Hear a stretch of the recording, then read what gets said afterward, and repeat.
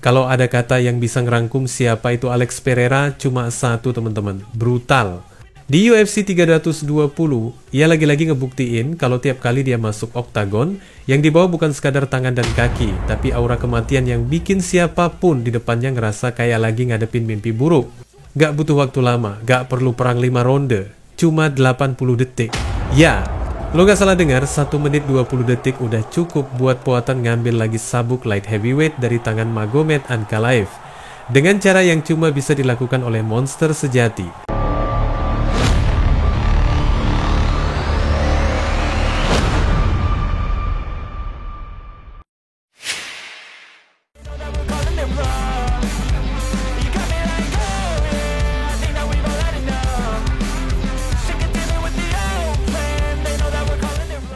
Begitu bel ronde pertama bunyi, Pereira langsung maju tanpa basa-basi. Gaya khasnya tegak, tenang, tapi auranya tajam kayak pisau. Sementara di sisi seberang, Ankalaev kelihatan pengen main aman, mengukur jarak, cari timing buat nyerang atau nurunin lawan ke tanah. Tapi dari cara jalan Pereira aja lo udah bisa ngerasain kalau Ankalaev salah perhitungan. Cuma butuh 1 pukulan kanan keras buat bikin sang juara goyah. Boom! 1 serangan yang kelihatannya sederhana tapi isinya nggak kebilang yang nyasar ke rahang. Dari situ pertandingan berubah total. Ankalaev yang ngerasa terancam langsung ngambil langkah refleks, grappling. Dia coba nangkep kaki Pereira, mungkin mikir kalau nggak bisa menang di atas, gua jatuhin ke bawah aja. Tapi disinilah cerita jadi gelap teman-teman. Lo nggak bisa asal main grappling ke orang kayak Poatan. Begitu Ankalaev ngeraih kaki, Pereira langsung nge-twist posisinya, naik ke atas kayak predator yang nemu mangsa sempurna. Dan dari situ, dunia Ankalaev resmi runtuh. Siku demi siku melayang, keras, presisi, dan nggak ngasih waktu buat napas. Lo bisa denger impact-nya dari layar TV. Suara yang bukan cuma bikin ngeri, tapi juga ngerasain sakitnya sampai ke tulang. Herb Dean, wasit yang udah ngeliat segalanya, bahkan gak mikir 2 kali. Dia langsung lompat nyetop pertarungan. Ankalaev udah pasrah, matanya kosong, tangannya gak ngelawan lagi. Poatan berdiri di atasnya kayak dewa perang yang baru aja menuntaskan ritualnya. 80 detik.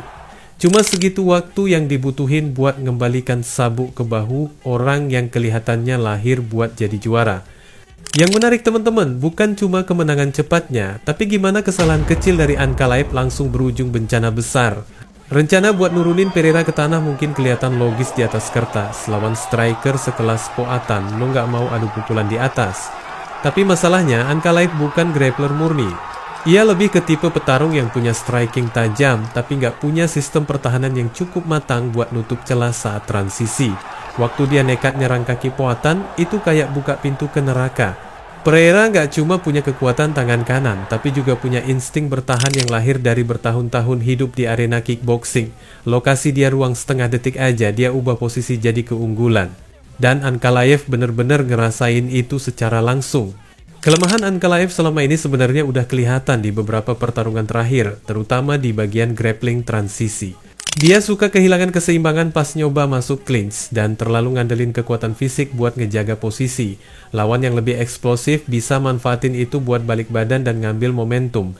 Nah, Pereira bukan cuma eksplosif, tapi juga punya kekuatan finishing yang gak manusiawi.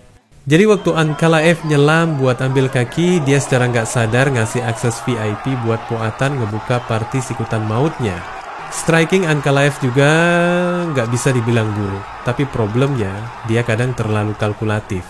Terlalu mikir kapan waktu yang pas buat nyerang sampai lupa kalau lawannya bukan tipe yang bisa lo hitung pakai rumus. Pereira tuh kayak badai, lo nggak bisa prediksi kapan datangnya, tapi begitu kena, selesai sudah. Di saat Ankalaev masih nyari jarak, Poatan udah siap buat nyalain mesin penghancur. Dan hasilnya, ya itu tadi. 1 pukulan bikin grogi, 1 keputusan salah bikin kalah. Buat Pereira, kemenangan ini bukan sekadar ngerebut sabuk. Ini semacam statement keras ke seluruh divisi. Gue nggak butuh waktu lama buat ngebuktiin siapa raja sebenarnya. Bayangin, dalam 4 tahun debut di UFC, dia udah punya 3 masa pemerintahan juara. Dan 2 diantaranya lewat cara yang bikin orang bengong.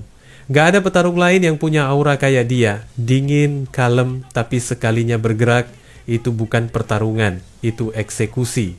Dan buat Ankalaev, ini jadi pelajaran mahal. Kadang dalam MMA, lo bisa punya semua skill di dunia, tapi satu keputusan keliru di detik yang salah bisa bikin semuanya ambyar. Apalagi kalau lawan lo adalah seseorang yang tiap gerakannya punya konsekuensi mematikan. Ankalaev nggak kalah karena lemah, dia kalah karena salah langkah.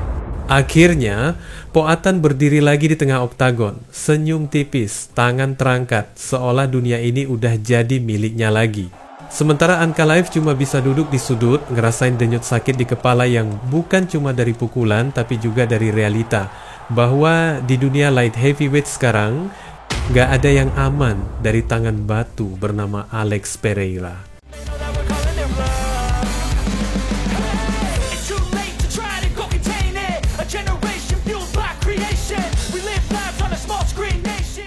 Tapi, teman-teman, setelah badai ini, satu pertanyaan besar muncul. Gimana nasib Magomed Ankalaev sekarang? Apakah kekalahan 80 detik ini jadi akhir dari perjalanan sang mantan juara?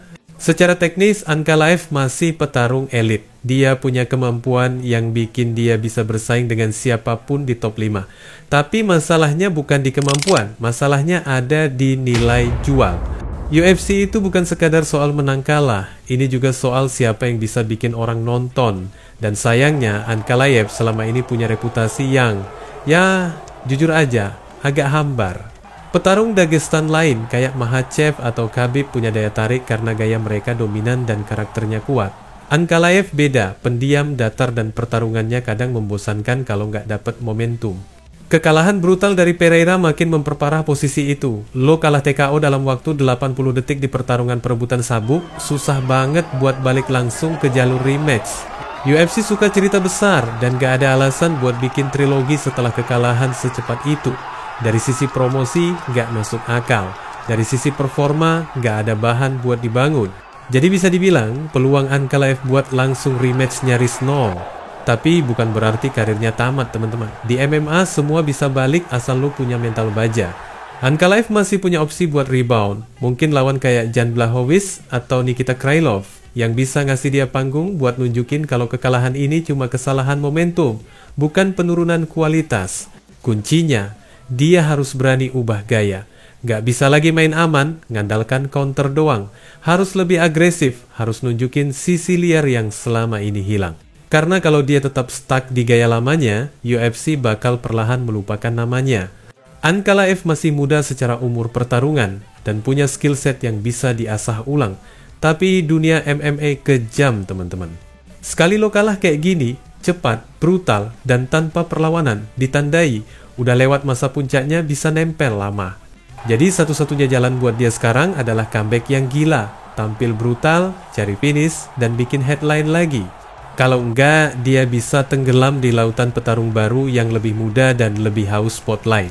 Sementara itu, Alex Pereira berdiri di puncak gunung dengan tatapan kosong khasnya. 3 kali juara UFC dalam 4 tahun, 2 divisi berbeda, dan tiap kemenangan dicetak dengan gaya yang enggak manusiawi.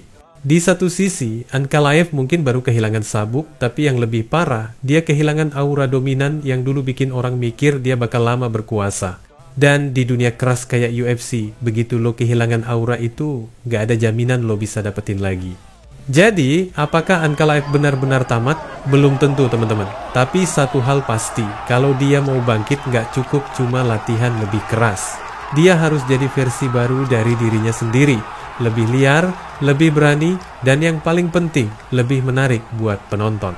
Karena sementara dia berjuang cari jati diri, Alex Pereira udah lanjut nyari korban berikutnya. Wassalamualaikum warahmatullahi wabarakatuh.